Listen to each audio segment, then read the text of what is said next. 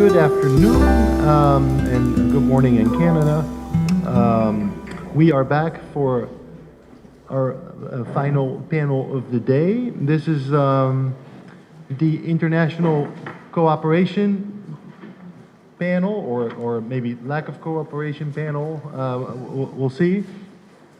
And the motivation behind this panel is the idea that most, or many, I shouldn't say most, but many crises nowadays have transboundary dimensions, and increasingly it becomes more and more of a, not just a challenge, but also a necessity to think how we can design capacities, transboundary capacities, to deal with this crisis. Of course, we've been thinking about this. International relations students have been thinking about this for a long time. Been thinking about international organizations for a long time. Historians, I should mention, have been thinking about this for a long time. And the COVID crisis has at least demonstrated the relevance of the whole idea of the transboundary crisis. And today we can do some stock taking with regard to the international cooperation, and what is it? What does this crisis tell us? You know, what is possible? What is needed? Where should we locate it? Always a very interesting question. Well, I'm sure we're going to get to all those questions, and I'm very happy that we have a super panel for this. And I'll start with introducing the 5 panelists, and then I will give them the floor to introduce the topic, and we'll take it from there. And all the way in Canada, that's where we're going to start, in the basement somewhere, still I assume, is Professor Amy Verdun, and I know this because we've been doing this, and she's a professor of political science and the founding director of the European Studies program at the University of Victoria. She's been there for a long time, and there was a little intermediate period of a couple of years that she spent with us in Leiden as a professor of European politics and political economy, and still affiliated with our department. So it's great to see you, Amy. Good morning, and wonderful to have you with us.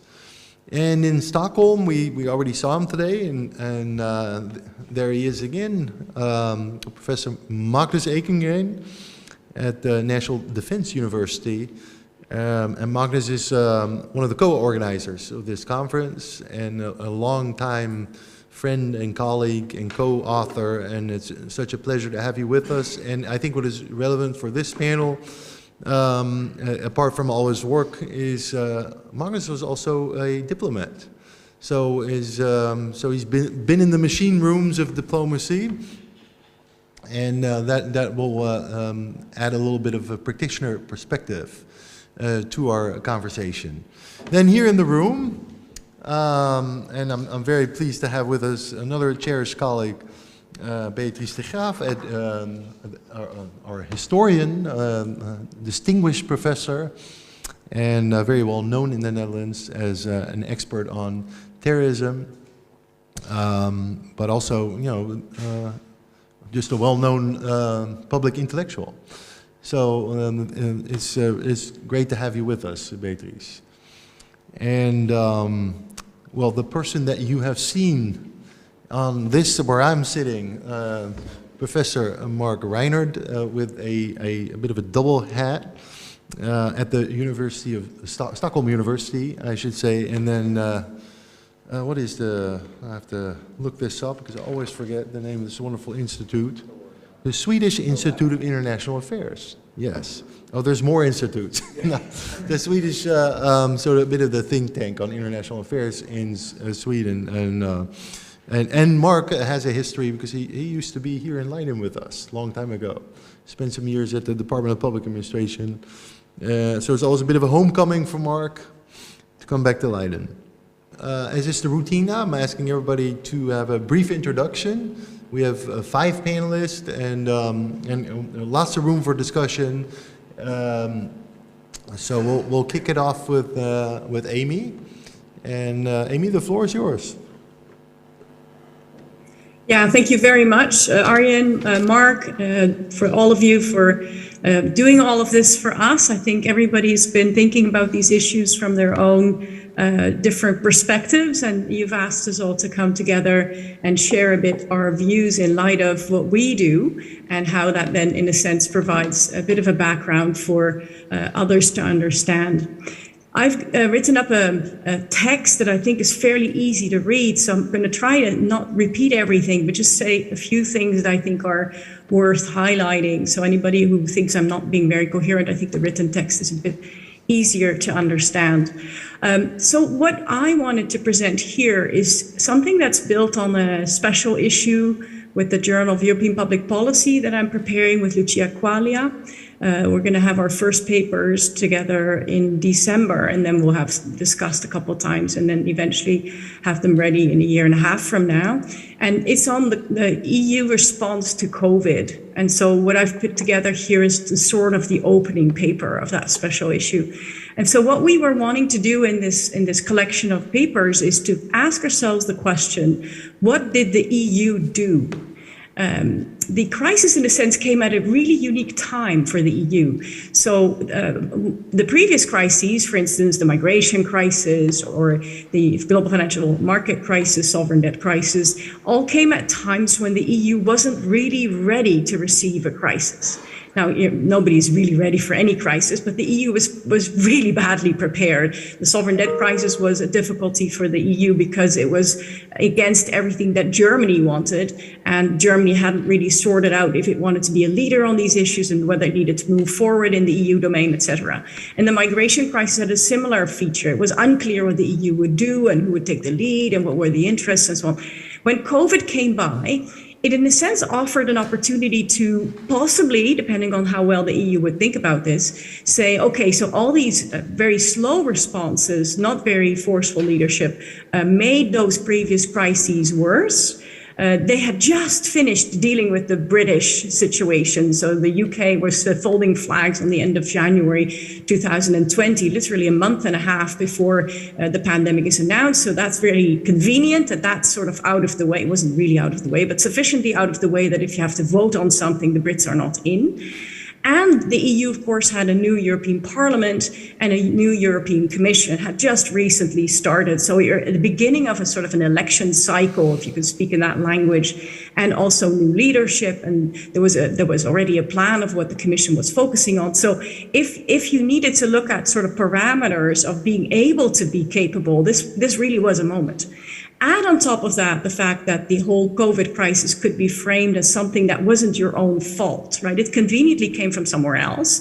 It hits one country bad, like Italy, and then over time it hits other countries as well. And it's sort of like the Italians really couldn't do anything about it, you could argue, right? I mean, this can be disputed among experts, but in principle, it was something that could be framed as something that was outside.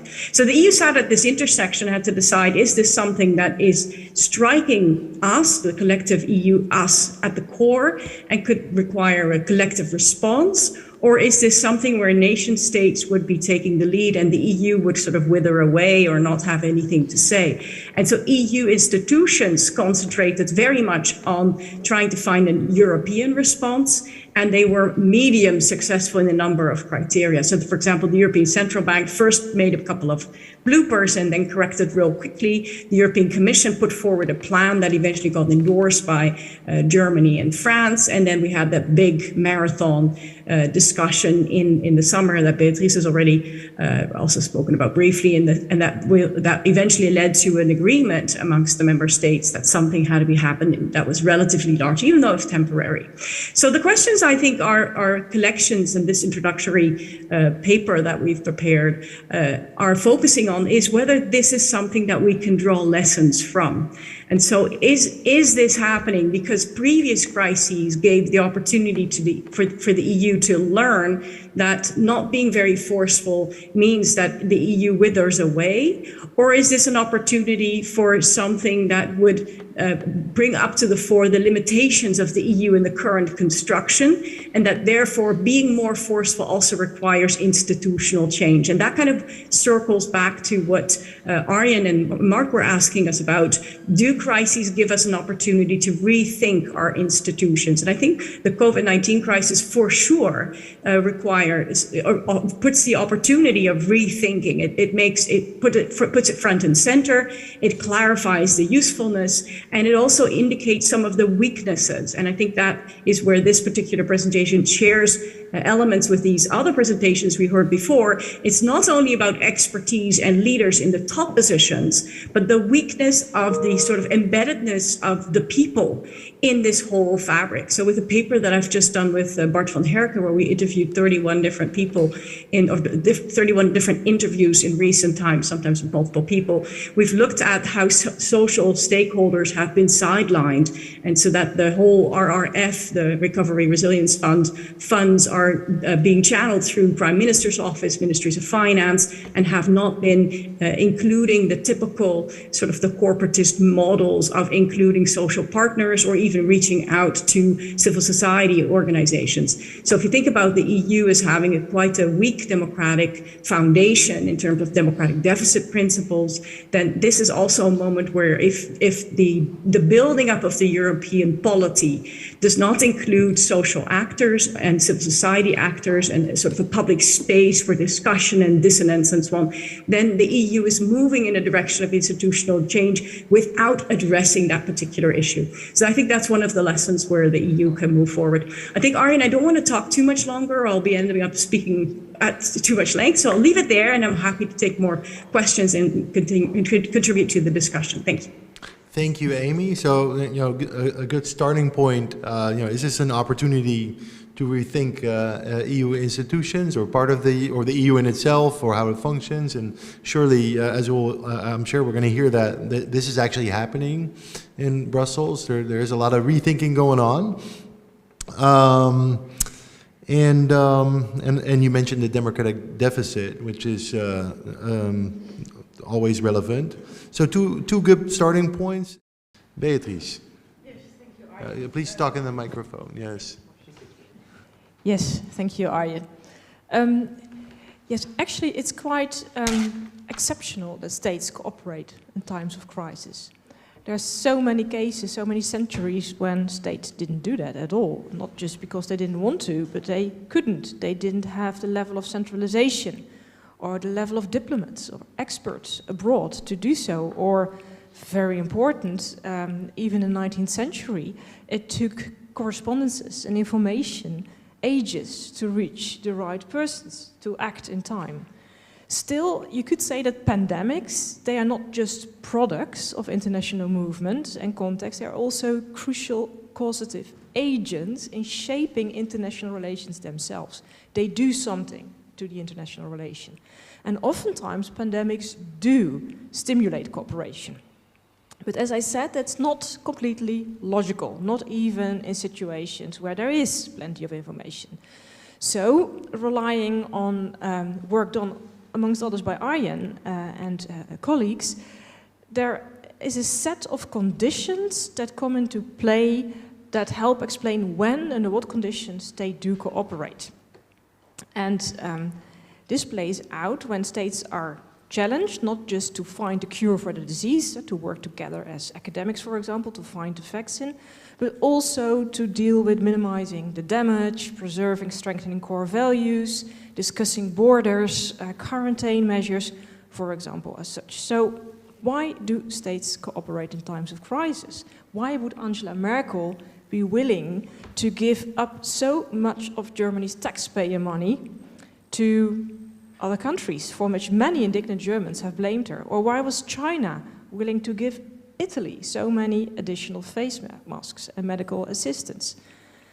Oh, of course, in classical IR theory, it is said there are 4 ways under what stress people will cooperate. It's enforcement, they are made to do so by the Soviet Union on its satellites. Encouragement, for example, with the Marshall Pact help, the Americans were able to encourage the Netherlands to abandon the Netherlands Indies, for example. By default, just because we're used to it, or interest. But it's not natural. cannot repeat that enough. It's not natural. Think of the migration crisis of 2015, a crisis that still haunts us, and there's still not much cooperation in that respect. But if we take the conditions that you worked on with Donald Blondin seriously, there are 5 variables that determine the nature of transboundary cooperation. And I'll briefly list those variables, and then I will show how in history, very briefly, a couple of historical lessons, how they played out. Well, first criterion that you put up is effective transboundary crisis management depends on the type of crisis. If there is a kind of a common threat or a common perception of threat, people tend to cooperate. Makes sense, but if you think hard about it, it's not always that logical. We see that with Corona. If you interpret Corona differently, you come up with different kinds of cooperation, of non-cooperation. Second, freedom of information is key. Cooperation will not work in a situation where information is being kept secret or when information exchange is politicized. The third point ties into the second point, is trust. Trust is equally important. It's based on the mobilization of existing networks of trust. Fourth, there needs to be a leverage.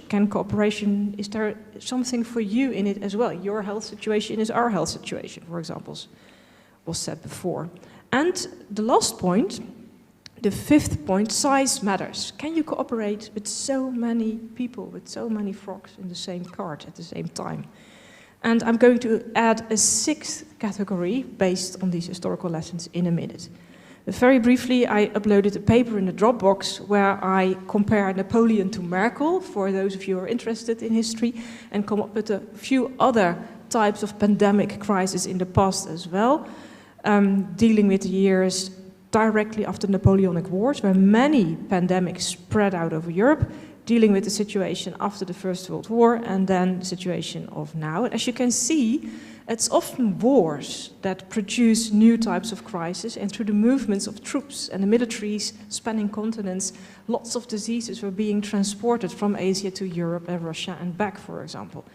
Well, interestingly enough, the pattern of today's transboundary cooperation, the 2021 cooperation, shows many similarities to the pattern of 1918. It shows stigmatization of Chinese people, Asian people, as done in the US, politicization, populist leaders who politicize measures against the corona, polarization amongst societies regarding mask wearers or not, a circulation of conspiracy theories that also took place directly after the First World War. So there's a lot of lessons that can be learned from 1918-19 that we should not repeat, the historical failure paths, for example. Again, countries are undercutting a free flow of information and keeping things secret. Scientists, journalists in China, Russia are being censored or neutralized, just not listened to. But there's also hope for today's crisis, 2020. That's that the group of countries that cooperate is not that big if you take into consideration Europe. And that brings us back more to the situation directly after 1815. You can say, what can we possibly learn from the 19th century, where they even didn't know about virus and bacteria in the first place?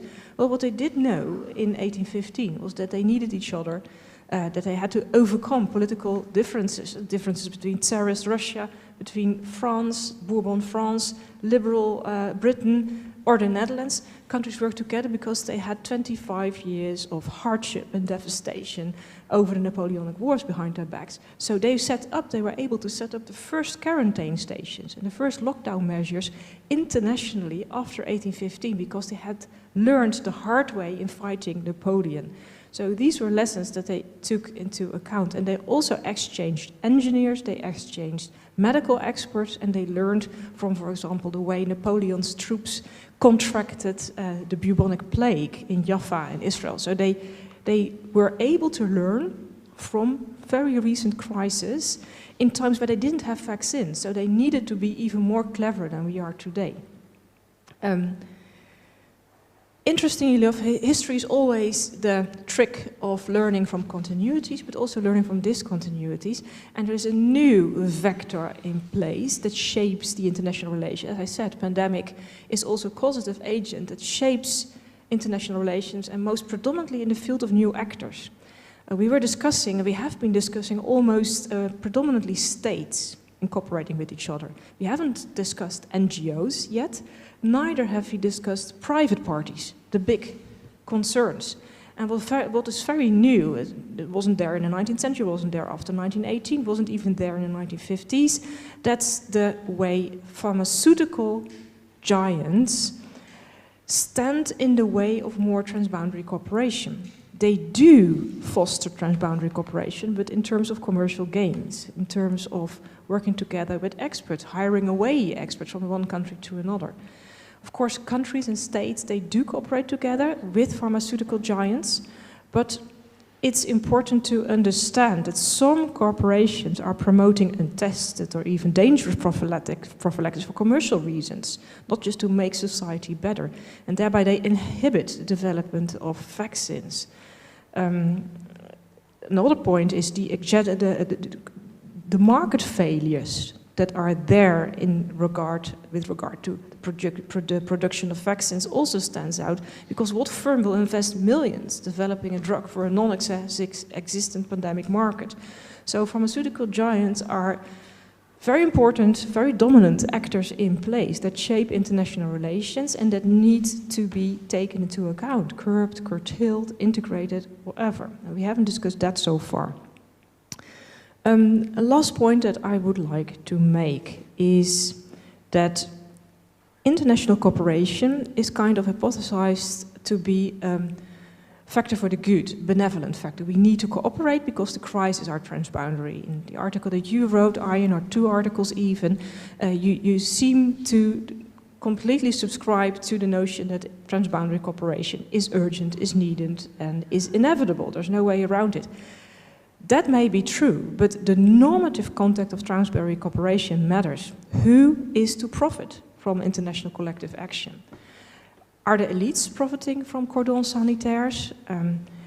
Are residents in elite countries profiting from transboundary cooperation? Or are also non-weird countries profiting from transboundary cooperation? For example, populist leaders also work together. Brazil, other countries, conservative regimes, they demolished houses and streets to make way for new housing projects after great pandemics that took place in earlier ages, not just discussing the COVID, but before. And the classes dangereuses, the great unwashed, they were pushed away by the elites, not just in their country, but also transnationally. So my point is, yes, transboundary cooperation is paramount in dealing with pandemics, obviously, yet it's also a normative situation where we need to take into account what actors determine how the cooperation exactly looks like. So it's not just about the size of the group, the free flow of information, the trust, the politicization. I would, and that's my last point, also like to add a 6th variable to the conditions for transboundary cooperation, and that's the variable of oversight and accountability. Who is to profit and how can we know? And who has a say in this? And for those of you who love history, all of here in the hall, I have noticed so far, I can point you to the work of Samuel Cohn. Samuel Cohn is one of the most important historians in the field of pandemics, and he wrote extensively on pandemics in the early modern age, and he shows that it's mostly the feelings of justice and injustice of leaders cooperating together that prompted rebellions. He is the one who says that even the Reformation, and for example the great Boer Wars of the 16th and the 17th century, that they were prompted by backlashes of peasants against unjust measures by the elites sitting around the table and profiting from the crisis. So that's just to say that feelings of legitimacy, justice, they matter not just in countries but also between states when they cooperate. Thank you very much. Thank you, Beatrice.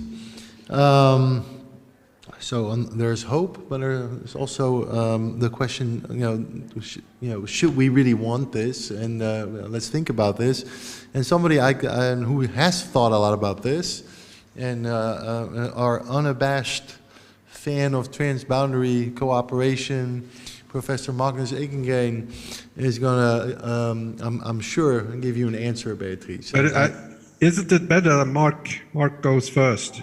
I'm also unabashed. Okay, fan both of them. Yes, Both it's- fanboys. We cross-fertilize on the abashedness. Yeah, Well, Mark okay. should, Yes, should Mark, go first. please. He's more unabashed. No, I'm actually more anxious to get into the discussion than present the paper. I think there's fantastic Yeah, comments yeah, already. who wants to read your if we- paper? If we, Let's talk, go. if we talk about, it's also your paper Oh, too, yeah, Paul. that's right. But international cooperation on complex threats, and the role of the EU is, how do we judge the EU as a competent crisis manager? Why do we have such extremely high expectations of an international organization when even national governments have a hard time succeeding in crisis management? Are fascinating questions, and the EU really is the only game in town when you think about transboundary crisis and creeping crisis. Now, and some such. people would disagree with that, but But in terms of cooperation, either you go bilaterally or you do sort of spur of the moment multilateral cooperation. NATO, but maybe. NATO they're great at the military and a few other things, but creeping crisis, we're talking about. We're talking about long duration crises. We're talking about crises which incubate over time. We're talking about having to get into root causes. We're talking about how to understand and address interacting factors which drive crises. So what are we really talking about? We're talking about development policy. We're talking about environmental policy. We're talking about those kinds of questions. The EU is the only game in town when it comes to that. You can't ask NATO to help us deal with, the environmental problems, the Arctic. EU is not perfect, don't get me wrong, but at least it has the breadth of policy competencies to work on those. And so, our paper is actually about, and I'm actually kind of going in and out of the paper versus the discussion today. If you use a traditional crisis management approach to study creeping crises, I think it leaves a lot lacking. We need to look at the traditional crisis management approach with fresh eyes when it comes to creeping crises. And it gets to what I was just saying, I know that the traditional crisis management framework used in public administration to understand crisis management has evolved over the years, but there's still a very strong shadow of that, crises are urgent, discrete, acute threats, that they are dealt with in particular administrative units, usually the political bureaucratic level, and that there's the 4 phases, the FEMA phases. Of course, Arjen and his colleagues have helped to expand those over the years, but still there's a kind of heavy emphasis that these are going to arrive, you need to deal with them, make sense of them, etc. Creeping crisis casts that framework into question because you've got to extend that framework at least way into the past to look at where these crises came from, where they incubated years, if not decades before they arrived, and then way into the future, sort of affecting systemic change and adaptation, as we discussed earlier, in order to properly deal with these deep-seated chronic crises. So, that literature, in the paper is really about 2 literatures will deal with crises that need to be revised in an era of creeping crisis. The first is that one, public administration. The second is for many of us who are more IR scholars. IR also deals with crises.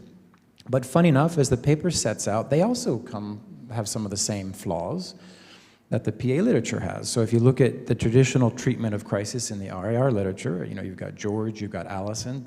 Crises are episodic, they're exceptional situations, they're triggers for other things that IR scholars are interested in, right? Like military conflict or diplomatic incidents.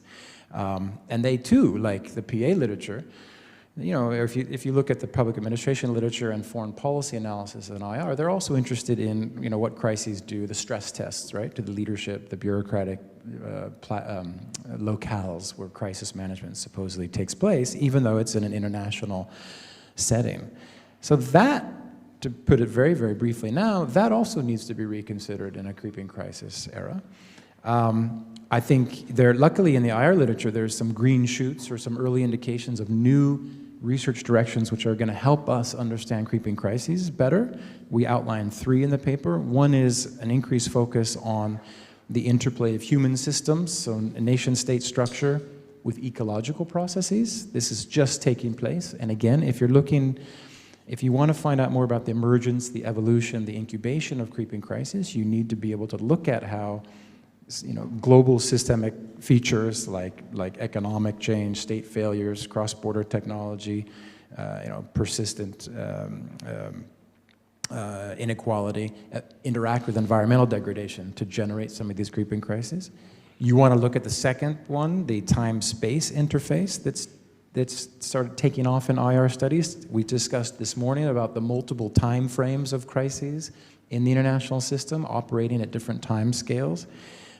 We want to look at the space continuum. So there's the global, the transboundary, there's the global south being more and more encompassed in studies, and then there's the local turn, which Magnus has worked very hard on in IR studies as well. So that distinction is collapsing. And I mean, in short, these two agendas, or these two frameworks, I should say, the PA framework and the IR framework, are beginning to look a lot closer to one another if you revise them a bit in an era of creeping crises. And I think that gives us a lot of purchase then to ask, or to answer rather, the questions that you pose to this panel, Arjen, which what are the organizational requirements, in this case the international level, for creeping crises. So putting the EU aside for just a moment and answering your direct questions, looking quickly through where these two frameworks both speak on the same territory, so to speak. We say, we would want response organizations that can scale up or scale down between governance levels. We talked about centralization earlier, but we were kind of stuck at the national level. Can we apply that to the global level? We would want policy prescription opportunities that link short-term consequences to long-term solutions, as I said, the adaptation question. We would be interested in political leadership capable of breaking that dependence attention cycle which keeps creeping crises creeping. That's more of that in the paper. We would want sense-making capacities that allow us to see potential crises way ahead of the traditional detection or prevention phase. And we would want meaning-making capacities that kind of allow us to link underlying dangers with their occasional manifestations and the core trade-offs that are at play here that societies are going to have to make, or decisions they're going to have to make if we want to deal with these creeping crises.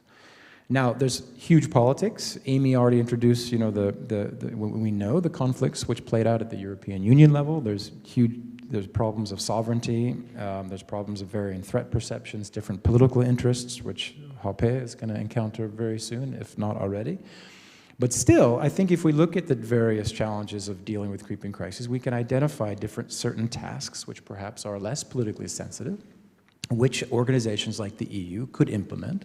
We tend to focus on decision-making in Brussels, especially in the council level, and we find the occasional moments of discord and tension as indications the EU has failed. But there's so much more going on at the EU level than makes newspaper headlines and makes a kind of quick analysis of decision-making failure, lack of coherence. Well, first of all, crisis management is much more than decision-making in a certain moment, and it's part of our work. We've identified where that lies. But also, as I started, are our metrics for studying the EU as a crisis manager, are they accurate? Are they actually reasonable? How should we judge EU performance during crises? No one's really asked that question. We use national metrics. And national countries screw up all the time in crisis management. So why not let the EU, or understand the EU can screw up once in a while? So a little bit of a mixture of our paper on combining theoretical perspectives to get a more leverage on creeping crises, but also tapping into the EU and what are our choices for transboundary cooperation. Thanks. Thank you, Mark. And I read your paper also as a bit of a call to arms for the IR scholars. To look at the EU and the possibilities of the EU as a crisis management actor. So, Magnus. Yes, thank you. Thank you very much. Now, I think I would like to begin by being a little bit, to develop Mark's thoughts a little bit more in one particular direction. I mean, our definition of creeping crisis expresses the strong feeling we have. Why don't they act even if they know about the threat? I mean, this is a Greta Thunberg question. We have all the scientific facts. Why don't authorities act? So that's where I would like to take it. I think we have been puzzled by that, and that has given birth to this definition of creeping crisis. And I would like to problematize, what does it mean to know? To have the scientific understanding, the rational understanding. because it was exactly the same that happened during the COVID-19 crisis in the beginning, the first initial phase of the COVID-19. Countries like Sweden and I think Holland was appallingly tardy in their response, even though they had all the facts, or a lot of facts. There were facts from the World Health Organization, there were facts from Wuhan, from China, from Italy, but these facts didn't trigger action. I think that's why we need a discussion on that. It's a failure in the sense of the scientific facts not generating action. We have to be self-critical. What kind of science do we produce? If we think it's enough for people to make people act, but it's not, obviously. So I would call this as a failure. What has happened here in the COVID-19 crisis, we have looked in particular on Sweden, was a failure of imagination. The authorities, they committed the failure of imagination. They accepted the fact now in hindsight that they had the facts, but they couldn't imagine what it would mean on the local level, on the national level. They understood it rationally, that China had been hit, Italy had been hit, but the Swedish authorities couldn't take it in, so to say. It didn't make them act, because they couldn't imagine how the Swedish hospitals, the Swedish communities, the Swedish elderly homes would be impacted. So we have to discuss, I think, the essence, the material or the nature of knowledge, really. And I agree with HP on all of what he said, that the Swedish, like the Dutch administration, took in the information from Italy, took in the information from neighboring EU countries, but it didn't legitimize action, so to say. So information and knowledge in the traditional sense is not enough. So how can we strengthen the imagination capacity? That's a question I would like to pose. And make the information from China, from particular for our EU colleagues, as a solid basis for decision, national decision, as information produced by national authorities. I think that's a key question. And of course, we can think about, I mean, there are legal explanations for why it's not like that.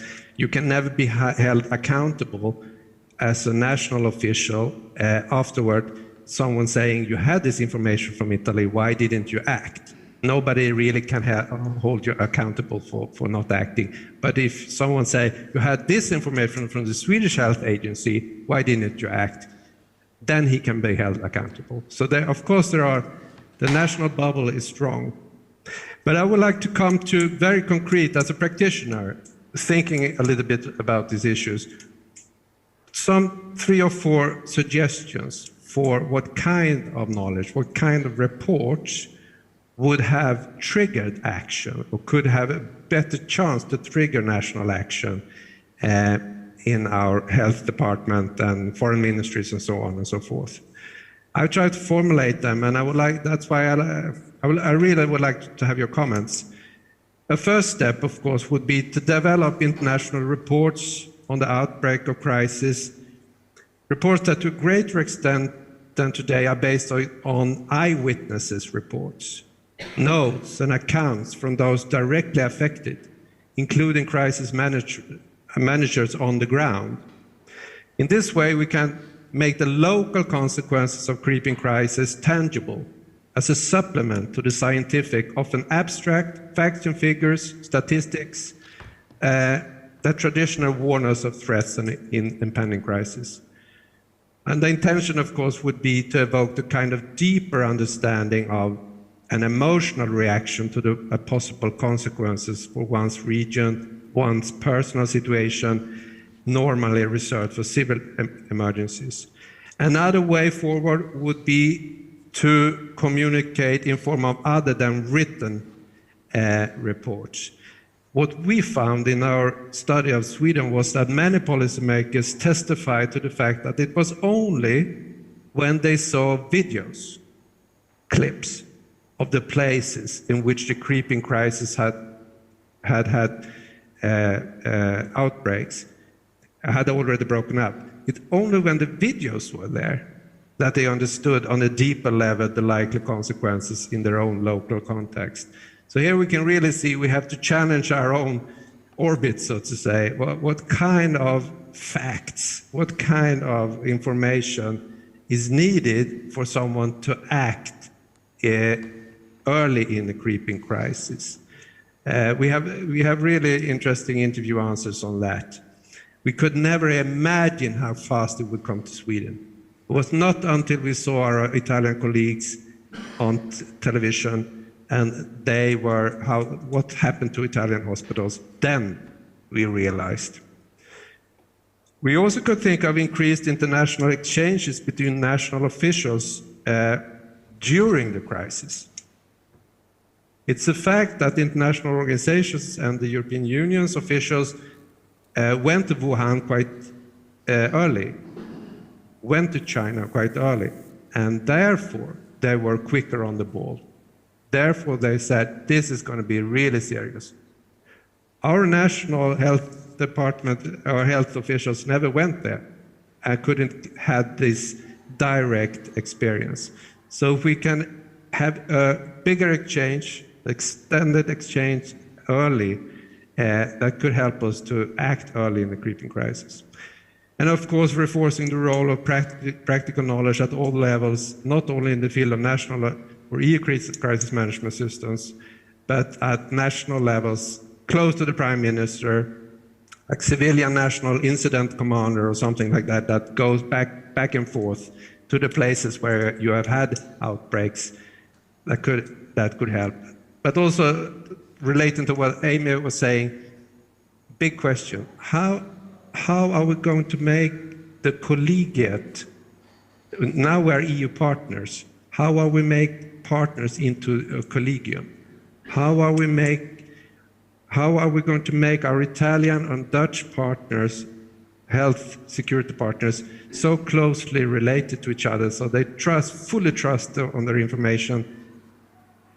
The information they produce should have the same value if it is produced in Milan or The Hague or Stockholm, the value that is solid enough to take decision on. I think that could help for stopping a creeping crisis developing into acute crisis. Just some thoughts, a little bit from a practitioner perspective. So strengthen the imagination capacity through strengthening international cooperation. That's my message. Thank you very much. Thank you, Magnus. So this is quite the mission, shall we say? And the question that we have in front of us is, how can the EU then help? We're talking about the EU. We could talk about, let's focus on the EU that's realizing there are other international organizations, but we'll take the EU as everybody's talking about the EU. How can the EU help member states? And what does it have on offer? We don't need to, there's a few things that have been mentioned. HP talked about the IPCR. It was a very interesting mechanism on the council side. We've been doing over the years studying instruments that have collected quite a bit of dust over the years. Argus comes to mind. Lots of talk. I don't know if everybody ever used it. We went to the External Action Service and there was cool. Remember that, Mark? I don't think anybody used it. For instance, during the whole Afghanistan exit thing. And supposedly that would be, so it's interesting, the EU's trying, and Amy, I know you know about many instruments on the financial side of the house in the financial crisis. So it's not like the EU doesn't have things. It's like the question may be, what's the uptake? And we talked about that a lot. So, you know, are member states willing to use the EU? I mean, it's nice that all these, you know, civil servants are sitting there and creating things, but do we need them? So I want to, and I see we have a guest, so I have noticed you, so but let me, and I'm going to bring you into the conversation. But I'm going to ask Beatrice first, because I know she at some point has to leave our panel, and I want to make sure that so let's start from a historical perspective. And do you see, is there more need in your mind now from a historical perspective for member states, more willingness or less willingness of national states, member states, to use the EU? And you know, as get behind those walls, if you will, that HP was describing, and run to the EU and say, help us, or can we use us? Is there any sort of tendency from us that you would notice? That's a difficult question because it's still ongoing. But yes, I do think that there is that we have seen new impulses to work together, and perhaps not as EU with all the member states together in the same boat. What you see is that smaller groups of nations have emerged. For example, the West European states within the EU, the EU states with Southeast Asian states, with African states. So that you see that within the EU or around the EU there are more flexible alliances thinkable and already actionable that mobilize new alliances and bureaucracies to help administer the crisis together, to develop vaccines together, to disseminate them to southern countries, for example. What we also see is that specific leaders tend to work more together, female leaders, for example, perhaps not just in the EU but worldwide. What you also see is that now Germany has taken over the rotating EU, that also with the diplomatic talents of Angela Merkel, which she undoubtedly has, also has helped bridge some of the gaps that were there during the migrant crisis, for example, or the sovereign debt crisis. So yes, I do see more breakthroughs in terms of experts, in terms of countries within the EU, EU countries with other countries outside the EU. So I do see that happening. But at the same time, as soon as all the countries are being brought together, then you can also see that the group size indeed matters, the trust is getting eroded, that cooperation is being politicized, and that... But that always happens. But that always happens. Yeah. So what I also see, but I think I'm not well enough informed on that, but I also see a kind of tendency within the European Parliament to take these pharmaceutical giants to account and to question them on investments and on market developments. And that is, I think, a very important development, that the EU also in the way it deals with monopolies and commercial developments also takes a lead. And there are countries that are trying to do so. Thank you. Amy, you've been studying financial crisis management in and through the European Union for years. Do you see a trend? I think that's one of the reasons why the EU was able to do something. I agree with those who spoke about the EU taking a little bit of time, but I think it was remarkable that the ECB was able to come up with this pandemic response really on the 19th of March, which was a week after what Christine Lagarde said had taken the Italian stock exchange into a tailspin. And that is fast, really fast. And the ECB learned from the earlier crisis that it has much more executive power than the other institutions because it has a much smaller core, and it had already this sort of a permissive consensus to do something under these circumstances. It had sort of like backup from some of the larger member states. So that was an instrument that had been developed during the earlier crisis, could be upgraded and changed, but they could not have done that without the lessons learned from the earlier crisis. But I think that's a supranational institution that took very quick action, and it bought the rest of the EU a little bit of time. So I think that's important to keep in mind. It's not your classic actor, it's not like the Council or the Commission, but it bought the EU at that point some time. Thank you, Amy. And we have a guest coming in from Germany, if I'm correct. Sigrid, and I can't read that. Can you read that more? Yes. And we have never met, so many of these people we've met, as you've seen, and so it's very nice. We communicated through email to have you with us. And would you like to comment on this issue of willingness of member states to employ the tools and capacities of the Union? Yeah, I mean, I want to go back one step to the diagnosis, because there's something, having read and worked a bit on it, that still puzzles me, and that is the absence of cross-border coordination at a very early stage. I mean, cooperation is not natural, yes, but non-cooperation is also not natural. And the pandemic, once you understand it's a pandemic, it's basically a cross-border spread of a health threat, right? And so in that sense, I would like to ask the panelists on that point, because what I have read, what you see particularly you see a non-use of existing cross-boundary mechanisms in the EU as well as elsewhere, but let's focus on the EU in cross-border regions, in the Saarland with France, in the Health Security Committee at the EU, which is meant to meet in such situations, according to Alberto, what's his name? I think it's Alemano, who is an expert on this, didn't meet until mid-March. So there are kind of indications that there was something going on, that policymakers thought about this in very national frames.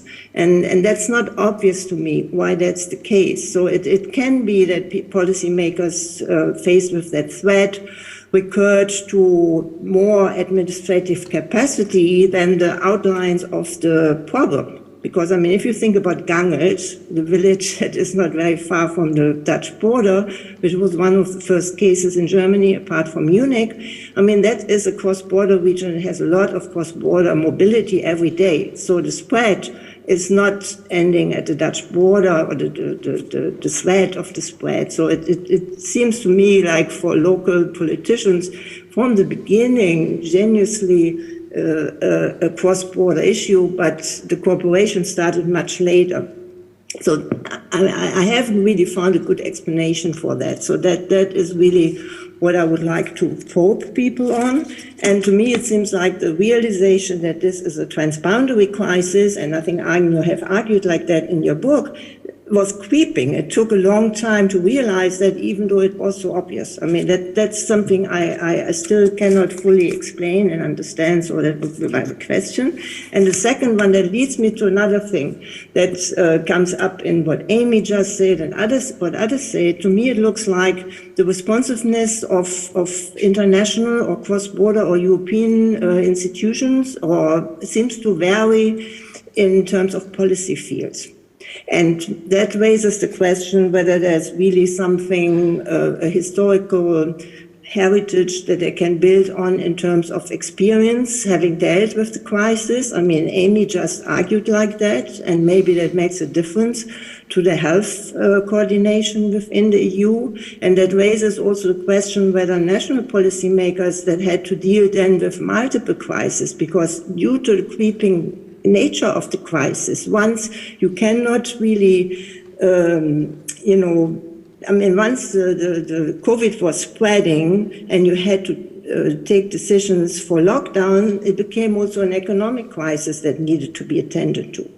And so in that sense, different policy fields were involved in this response. And to me, it seems like in the economic field, in the financial field, the responses were kind of more coordinated at the transnational and global level, and earlier in respect to when the crisis became apparent. And whether that is a matter of institutional experience, institutionalized mechanisms, maybe also that national policymakers in these fields are more transnationally oriented. And so the question to the panel is, do you see this variation between policy fields, and what other explanations would you have? I mean, Beatrice mentioned one, which is the power of co-players in the health and vaccine area, which can also block cooperation. Do you see other differences between these policy fields? Thanks. Thank you so much. The first question, the second question is going to go to Mark and Magnus, so you can start chewing on that. I'm going to ask Beatrice because you're leaving here soon, so you're getting a from a historic perspective. You see this as a step or not, or do you want to say something completely different? Yes, but I was also thinking of something that we haven't discussed in this panel yet. It's that on the one hand, what I just said and what you also seem to compound, HP, is that there is indeed more institutionalization, willingness, openness, trust within and between countries. But it's the first time, historically speaking, that a creeping crisis unrolls for a global audience 24 hours a day. So everyone in real time plugs in, sees what's happening in the UK, in France and Italy, holds its own government to account. So there's, on the one hand, this huge international global arena community where everything plays out. And there it seems that polarization and divisive language is more prominent than the willingness to cooperate. Is what you see is a kind, again, of a gap. We discussed the gap this morning, but there's another gap that countries, governments are willing to cooperate, but audiences are increasingly polarizing situation. They keep setting people up against each other. Leaders are challenging their own government, for example, political leaders. So there is this gap that if you would ask perhaps an ordinary citizen, he or she would say, well, it's all a mess and scales, they don't cooperate, and the Italians do whatever they please, and the Germans, and we don't know anything. Whereas behind the screens, the scenes, that's not true. So again, there's this gap in the kind of performance of international cooperation that's not visible enough. I don't have the answer to that, but that's something that stands out. Well, we're going to work on that, and you're going to go leave now because I get signals your taxi is waiting. So we're going to have to remove you from the premises, but but we're doing that. No. We're collectively. So thank you. Thank you, Beatrice, for joining us today. Thank you so much. Here's what we're going to do in the remaining 20 minutes that we have. Christoph Meyer, I've seen you. So we'll get to you, but hang on a little bit. Lidi Kavan, I've seen you too. You're on my list. But meanwhile, I would like to just to make use of this opportunity. So we're asking, why do member states make use of the EU or not? It's a very interesting question, and we have somebody in the room and actually had to think about those questions. And so Uri, if you would just join us for a second here. I got a chair here now, and our former Minister of Foreign Affairs, Uri Rosenthal, joining us, and because he's on a panel tomorrow, and we're very happy he's here today. So you're listening to all these, apart from HP, of course, the academic speak and high hopes for the EU. This is IR scholars. They believe in the EU, and increasingly one could argue that the EU has more and more to offer. But you've been in the hot seat, and as a Minister of Foreign Affairs, just from a sort of purely functional perspective, you have your own apparatus, you have your national apparatus. HP is in the national apparatus, and there's something out there. It's the EU. What kind of, we're talking about conditions of why you would step up to the EU and say, can you help us? And what kind of conditions could we think of? Why would you do this? Or why would you not do this? Not you personally, but from that function of a minister. Well, let me say that my terms of office were nearly 10 years ago. And afterwards, I've been, as a cyber envoy for the Dutch government, I've been very much involved also in that sector of things. Cyber, uncharted territory. Now, if I look back at those years, I was Minister of Foreign Affairs for the Netherlands. We had to deal with cumbersome decision-making processes for the connoisseurs of the EU setting. We had to deal with, for instance, a Foreign Affairs Council and a General Affairs Council. I will not go into the details, but it shows how complex things were. And Mr. Scheinemacher was already talking about the so-called conclusions of these councils, which were not the finest moments when you had to formulate those things. That's one observation which I still remember and which made for quite some inefficiencies in the decision-making process. A second point which I remember is closely related to what you mentioned, Arjen, about the action mode of the EU. And to be very concrete with one example, I remember vividly that we had this affair with the fall of Mr. Gaddafi in Libya, and that we also had something to do in the defense and foreign policy domain. Now we had, and we still have, for instance, within the EU framework, the so-called battle groups. We have them, but we were not able to actually bring them into action. Now that is part of the story. On the other hand, what was already discussed here is quite intriguing, which is that there is, Beatrice de Graaf was talking about hope. And I would say that there are some hopeful points to mention. And for that matter, actually, I'm looking at our member of our permanent representation in the EU. Maybe you can can give us some enlightenment on what I consider a very intriguing phase in this COVID-19 process.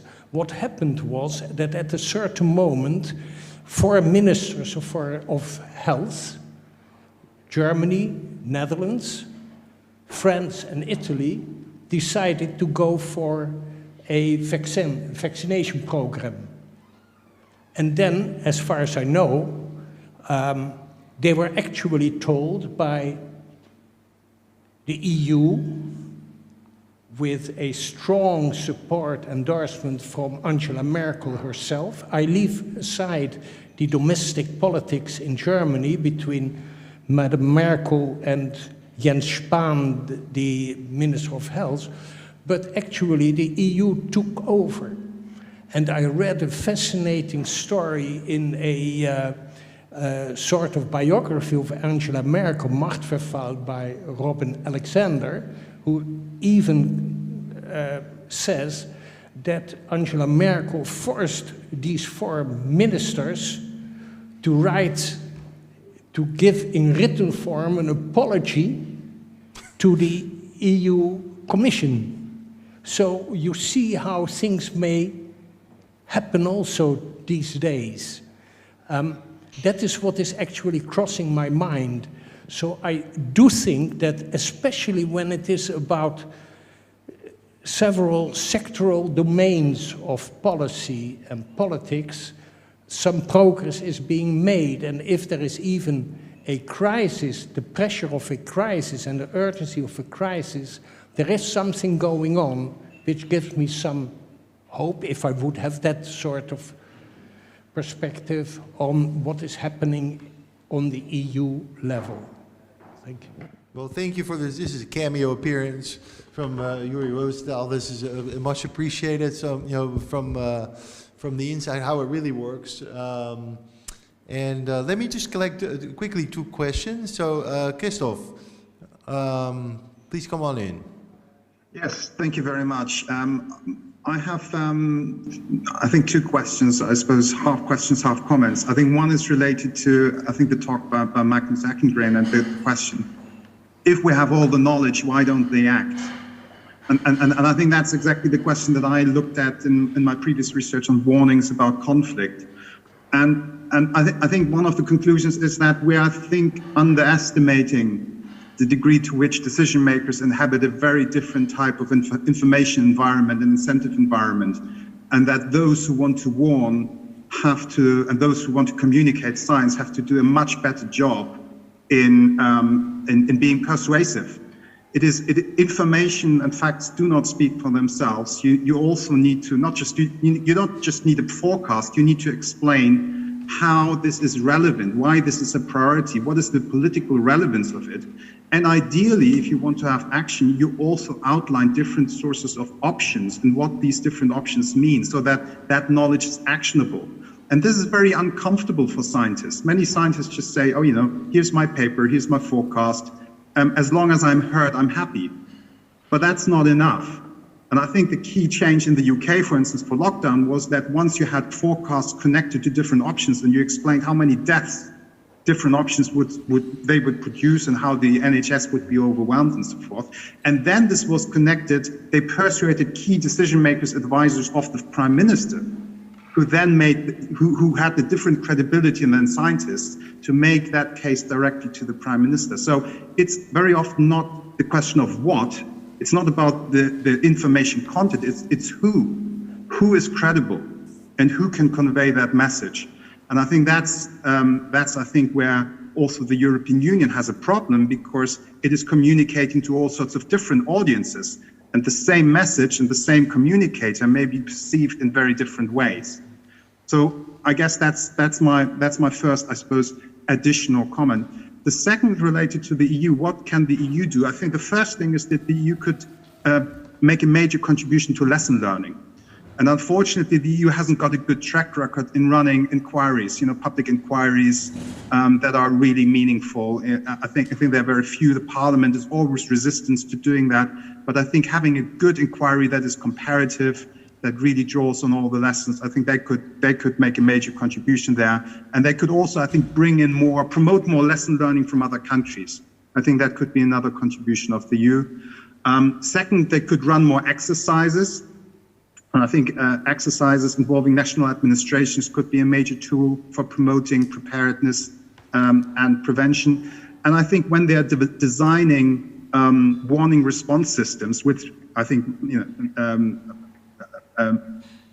has been studied very well by Mark Rhinhard and so forth, I think you need to really think very carefully about the action side and the receptivity. You can't just have a technocratic warning response system. You really need to understand how do you overcome inertia and obstacles to action. So I think these are the three, I suppose, lessons for the EU and what the EU could do. Thank you very much. Thank you so much, Christoph. And after Lydie, I'm going to come back to you, Mark, talk about the early warning systems, the many early warning systems that we have, and maybe also talk about the ECDC, what role that they play, in this whole thing. Supposedly, that's exactly what they should be doing, the ECDC, telling us about these things. But we have, I don't want Lydie to stand here as just forever. So, Lydie, please ask her. Thanks, Arjen. Yeah. I think it's a common question. I wanted to thinking of the various factors of cooperation that Beatrice listed. It seems to me that one that was missing was institution and rules, and it's partly going into also the direction of Mark and Sigrid Squawk's point, because institutions create common interests, and if you can look at COVID as a half full, empty glass problem. So there was indeed a lot of nationalistic responses. On the other hand, if you look at the amount of cooperation that has been through the WHO, China, took its time to share information and add all sorts of politics. Nonetheless, it shared information early on in January faster than during SARS, and scientist networks decoded the virus very quickly. You had all sorts of institutions doing data sharing. So there is still a lot going on through these institutions. I think we need to think a bit more of institutions as instances of cooperation. The same can be said of the EU. The sum of institutions of the EU create a common interest that means the EU is not just the sum of countries, and in that sense, the nationalist, so-called nationalistic responses of member states at the beginning of the crisis is not just egoistic responses; it's also partly a response to some gaps in the legislation. If you look at the decision from 2013 on, I think it's called serious health emergencies of concern.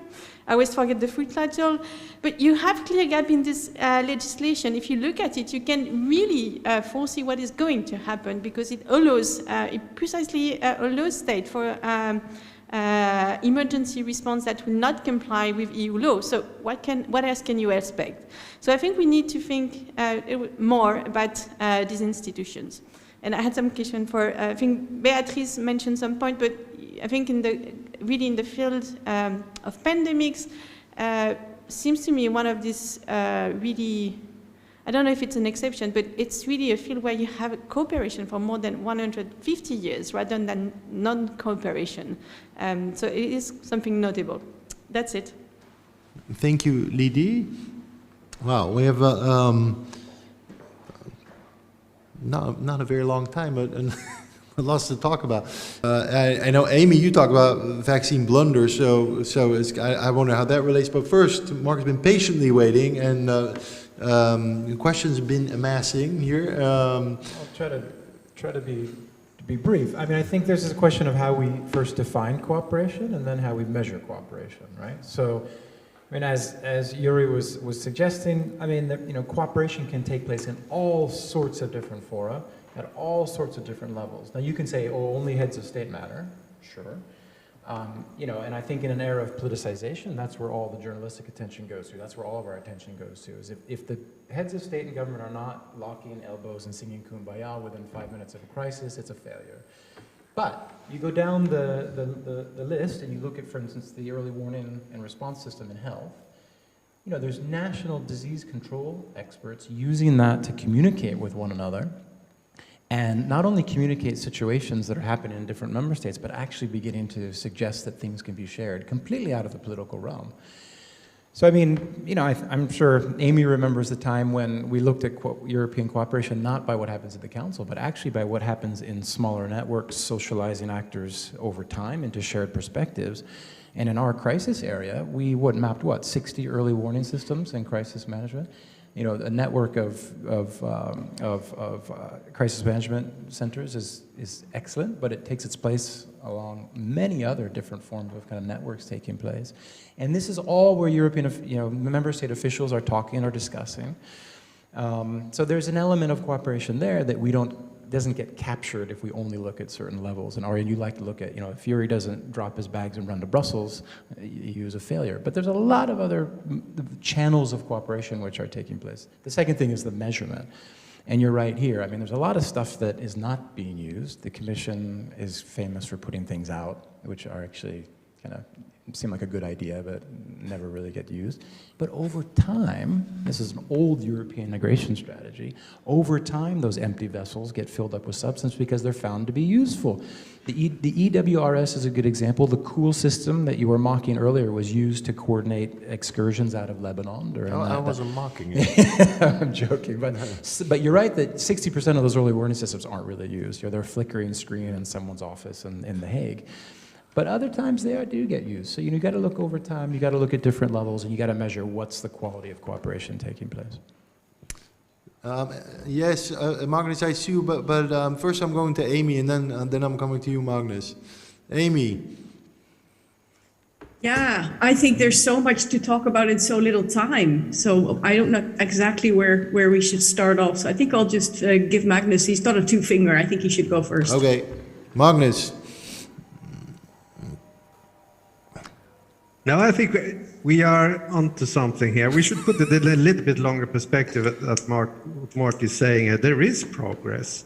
There is progress. If you just see over the 20 years, we have done research on the European Union. I remember during the tsunami crisis, the Swedish authorities didn't take up the phone to call their Italian colleagues, asking them, could this be dangerous for the Swedish tourists? There was nothing, no contacts. And now we have come quite far in cooperation. Of course, it's a national reflex goes first in a crisis. But what we can see is that the national reflex has become shorter and shorter for every crisis. And it's also that Sigrid brought up, it's a different, the length of the national reflex differs in relation to what sector you are in.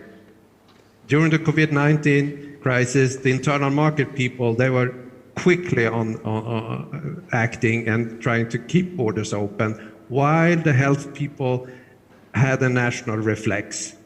They had to think it through, is it good or bad? And that brings me to what makes progress in this area. And I think here we have an interesting discussion, because I think we have been talking about institutions. If we make more institutions, we make progress. But I think the particularity of this field of crisis management is that practices counts for more. Successful joint crisis management is so important for crisis managers to build on. They test institutions. They have the array of the full palette of instruments there. They pick some of them. They didn't pick the battle groups. They didn't pick some things that are out there. But if the practitioners are offered all these instruments, they're going to test what works. They're going to take that one, okay, that worked, and we made a good practice out of it. We can build on that. So I think institutions matters less maybe in the field of crisis management, because trust is created through joint practices to a larger extent than in other fields like agriculture cooperation maybe, or economic cooperation, because trust is of the essence. And I think that's something we would be able to show over the crisis since early millennium. Magnus, you invited a response from our former minister. So Uri, please. Well, I've learned in politics, to use sometimes some one-liners. And the one-liner which is creeping up with me is that there may be some creeping progress on creeping crises. That's a great one. At the same time, Magnus, if I look at what happens when there is a brutal, sudden kind of crisis, like the evacuation in Afghanistan, we are talking perhaps something different. So, on the positive side, hope, what Beatrice de Graaf is talking about, I would stick to creeping progress in creeping crises. That'll be our new slogan. Creeping progress, Arjen. Yes. Amy, creeping progress, or what do you think? Well, I was just thinking when Magnus was talking that I wrote to Sigrid my answer, and I thought I'd share a little bit, because not everybody's reading the chat, and it may be of interest to kind of pick up what Sigrid had asked us to comment on. And I think my view of what I've seen happening, not just in Europe but also in Canada, is that this being such a sort of unprecedented restriction of people's personal space, right? Told stay home, don't work, close schools, close shops. I mean, quite intense form. I mean, at the time when this was happening, people were talking like warlike circumstances, very dramatic language. And so the person that has the highest form of political authority is the person from whom people expect this, right? In the Netherlands, in fact, they had this in the beginning. I don't know if people who were in the Netherlands remember that you had all these ministers, right? They were like in a multilingual kind of way, like there would be this person, that person, and people were crazy about that. So it ended up being, just a few people, not like 4 or 5 people. And in the Canadian context, it's interesting that they do this differently. I mean, it's one country. Everybody has national identity that identifies with the Canadian state or Canadian nationality, but it's a very large country and it's very decentralized, a decentralized federal state. And health is a provincial competence. So what happens is that every province makes its own policy. And it can be closing down in one, opening in the other. There'll be a lockdown here, schools open there, and then every province does significantly different things. And people will be compared from one to another how they're doing. And so you would almost think that sounds like the European Union, whereas this is just a single state. So to kind of put the EU to the level that it should look like an integrated state that's not a federal state, I think is maybe the sort of the expectation that doesn't seem to make a lot of sense. And if you add on top of that this national identity part, so that's a double whammy, right? First is where's the competence and where do you normally expect this kind of decision to be made? On the other hand, where do you have the political identification? So for two reasons, you wouldn't expect the EU to start jumping into this. I just don't think that that's a reasonable thing. But I don't think that that means that I would kind of shut down this whole line of reasoning. I think it's an important line of reasoning because there are some things that can be destroyed, so to say. Like when borders seem to ad hoc close, nobody understood. When the market seemed to close ad hoc, it didn't seem to be coordinated. For the image of the EU, that doesn't do a lot of good, right? And I think that was Magnus was saying that there needs to be a little bit more knee-jerk reaction. Oh, it's a big thing, let's phone up somebody and just kind of coordinate in advance. And I think over the crisis, you would see people like Mark Rutte say, en passant in his speeches that he'd spoken to Merkel, right? And they just make the point that he talked to somebody, right? Before he just said what he was going to be saying. Anyway, also to just signal that this wasn't just one country deciding by themselves with the outbreak management team or what have you. So I think it's good to put that in perspective, that we're not keeping the EU to a higher standard than what you would even see in a nearby equivalent country. Thank you, Amy. We have to round up. This panel flew by, I have to say. And Mark, maybe you want to close it down.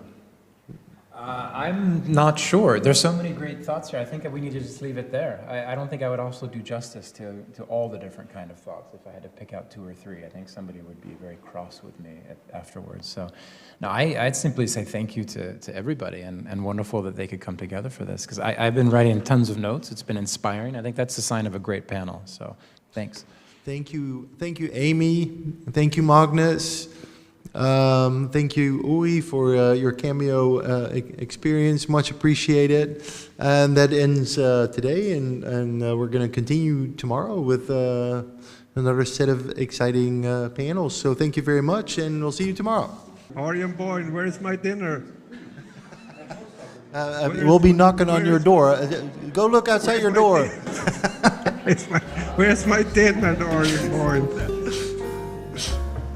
Bye, Magnus. Bye-bye.